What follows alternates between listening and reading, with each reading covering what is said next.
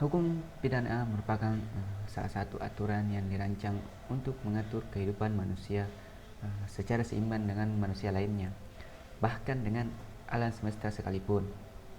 Nah, oleh karena itu, dalam perkembangan hukum pidana juga harus mampu menyesuaikan dengan tuntutan zaman.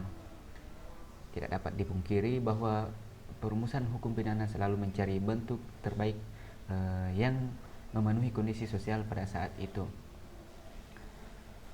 Pluralisme hukum di Indonesia merupakan sebuah ciri atau perkembangan hukum karena di mana adanya sebuah dinamika yang mempengaruhi kehidupan masyarakat, mulai dari pengaruh hukum kolonial Belanda, uh, hukum adat, hingga pengaruh hukum agama, misalnya hukum Islam. Terkait dengan substansi hukum yang berlaku di Indonesia, yang sistem hukumnya termasuk dalam kategori jamak atau hukum yang di dalam masyarakat ini masih sangat dipengaruhi oleh sistem hukum Hindia Belanda, hukum adat, hukum Islam, dan lain-lain. Penyelesaian masalah tindak pidana Indonesia telah diatur di dalam instrumen prosedur formil yang telah ditetapkan oleh negara. Aturan tersebut tercantum dalam Kitab Hukum Acara Pidana atau KUHP Pidana yang menjadi pedoman dalam penyelesaian perkara pidana. Namun, hukum formil tersebut dapat digunakan sebagai alat sebagai represif bagi penegak hukum. Misal beberapa kasus pidana, pencurian, pembunuhan, dan kejahatan lain diputuskan jauh dari rasa ketidakadilan, baik bagi tersangka, korban maupun masyarakat. Hal ini menimbulkan pertanyaan tentang bagaimana efektivitas proses pemidanaan di Indonesia dalam mengatasi kejahatan di masyarakat. Nah, hukum pidana formil dan hukum pidana material merupakan dua cabang dari hukum pidana. Hukum pidana substansinya adalah ketentuan pokok, larangan, dan penjatuhan sanksi pidana bagi pelanggaran norma atau terhadap mereka yang tidak menaatinya. Hukum pidana substansi tidak hanya terdapat kodifikasi pidana, tetapi juga dalam peraturan perundang-undangan. Sedangkan hukum pidana formil mengatur tentang bentuk dan lamanya hukum substansi disebut Kitab Undang-Undang Hukum Acara Pidana atau KUHAP, yang memuat tentang ketentuan-ketentuan pelaksanaan substansi undang-undang atau prosedur-prosedur sistem peradilan pidana, mulai dari penyidikan sampai dengan penegakannya. Nah, mungkin sekian pengantar yang bisa saya sampaikan. Saya kembalikan kepada ke materi selanjutnya. A. Pengertian hukum pidana Islam. Hukum merupakan kata berasal dari bahasa Arab yaitu hukmu yang artinya aturan. Hukum juga biasa disebut dengan syariat yang dikaitkan dengan aturan Allah Subhanahu wa taala.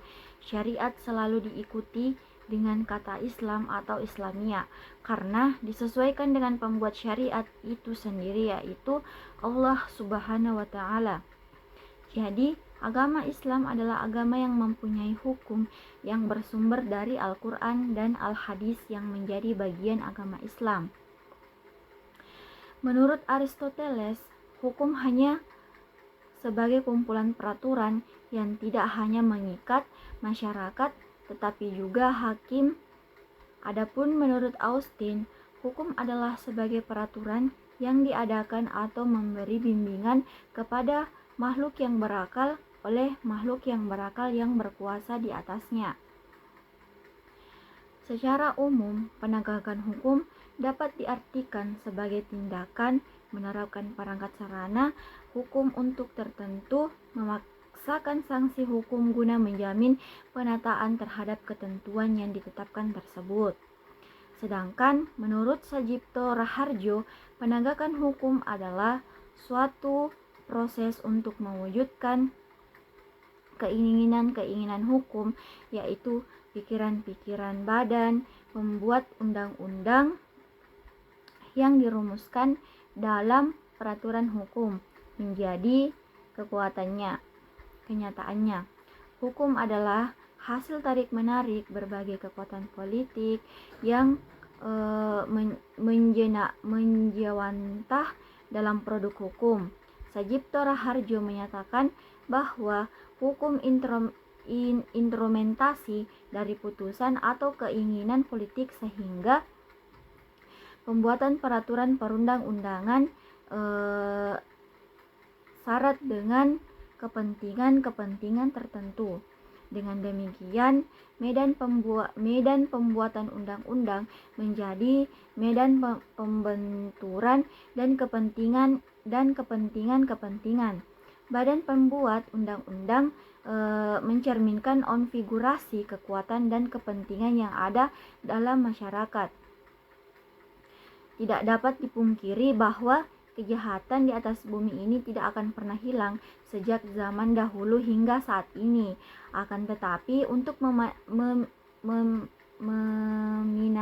meminimalisir terjadinya kejahatan tersebut, sangat penting adanya aturan berupa sanksi yang akan dikenakan kepada pelakunya, dengan fungsi sebagai pelajaran dan pencegahan agar si pelaku ataupun orang lain tidak berani untuk melakukan kejahatan lagi. Kejahatan dalam hukum pidana Islam disebut jarima, yaitu larangan-larangan syara yang diancam oleh Allah Subhanahu wa taala. Dengan hukuman had atau takzir, jarima berbeda-beda penggolongannya. Menurut perbedaannya tinjauan dalam pembahasan ini, penulis akan menguraikan pembagiannya dari segi hubungan atau pertalian antara satu jarima dengan jarima lainnya, yang dibagi kepada 3 macam bentuk, yaitu jarima hudud, jarima qisas diyah, dan jarima ta'zir.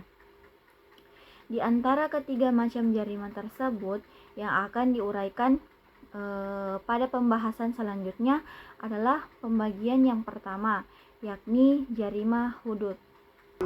Bagian B itu peraturan perlindungan korban tindak pidana dalam perundang-undangan Indonesia. Bagian A itu Kitab Undang-Undang Hukum Acara Pidana. Dalam KUHP terdapat beberapa pasal yang melindungi korban. Perlindungan terhadap korban diatur dalam pasal 98 sampai dengan pasal 101. Ketentuan dalam pasal 98 sampai pasal 101 merupakan pasal-pasal yang berkaitan dengan hak korban tindak pidana dalam mendapatkan ganti kerugian. Tata cara korban mendapatkan ganti kerugian merupakan gabungan antara perkara perdata dan perkara pidana. R. Soeparmono berpendapat bahwa asas penggabungan perkara ganti rugi, asas penggabungan ganti kerugian pada perkara pidana merupakan praktik penegakan hukum berdasarkan KUHP sendiri bagi proses beracara hukum acara perdata dan hukum acara pidana. KUHP telah memberi beberapa prosedur hukum bagi seorang korban atau beberapa korban tindak pidana untuk menggugat ganti rugi yang bercorak perdata terhadap terdakwa bersamaan dengan pemeriksaan perkara pidana.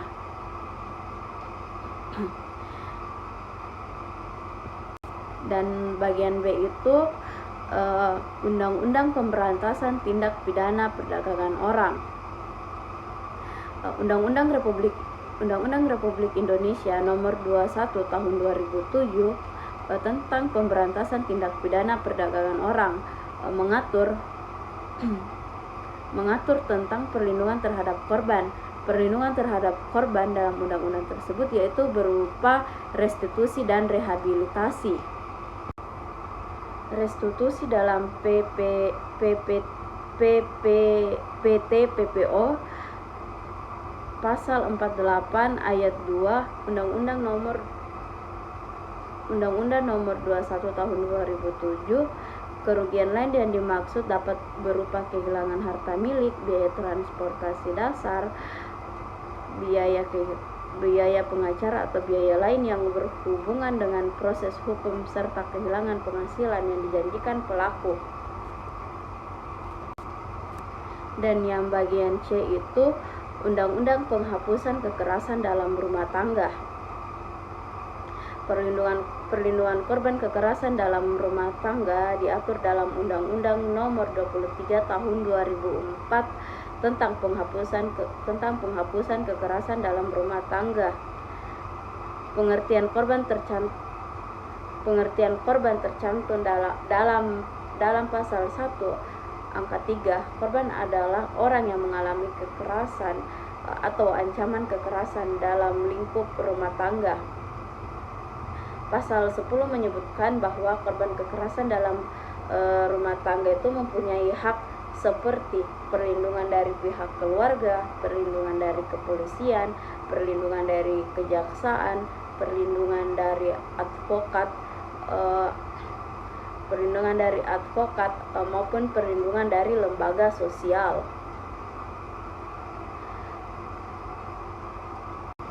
Dan bagian D itu Undang-Undang Perlindungan Anak.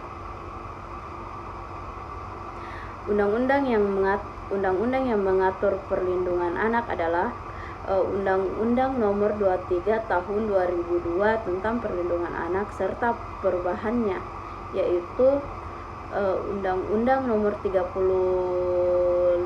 Tahun 2014 Pasal 1 Angka 2. Undang-Undang Perlindungan Anak menyebutkan bahwa perlindungan anak adalah segala kegiatan atau menjamin dan melindungi anak dan hak-haknya agar dapat hidup tumbuh dan berkembang dan berpartisipasi secara optimal sesuai dengan harkat dan martabat kemanusiaan. Dan bagian C itu Undang-Undang Pemberantasan Tindak Pidana Terorisme. Undang-Undang Pemberantasan Tindak Pidana Terorisme mengatur tentang perlindungan korban tindak pidana pada terorisme. Undang-undang tersebut yaitu Undang-Undang Nomor 5 Tahun 2018 tentang perubahan Undang-Undang Nomor 15 Tahun 2003 tentang penerapan peraturan pemerintah pengganti Undang-Undang Nomor 1 Tahun 2002 tentang pemberantasan tindak pidana terorisme. Pengaturan tentang perlindungan terorisme diatur dalam pasal 38A, 38B dan pasal 36. Negara mempunyai tanggung jawab sepenuhnya akan korban